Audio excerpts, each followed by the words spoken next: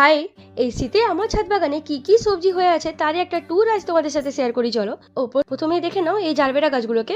গাছগুলো বসানোর পর থেকে এই প্রথমবার 4টে কালার একসাথে ফুটেছে। প্রথমেই ছিল এই টমেটো গাছগুলো, যেখানে প্রচুর টমেটো ধরেছিল। শুধু শীতকাল নয়, সারা বছরই মোটামুটি আমার ছাদ বাগানে টমেটো হতেই থাকে।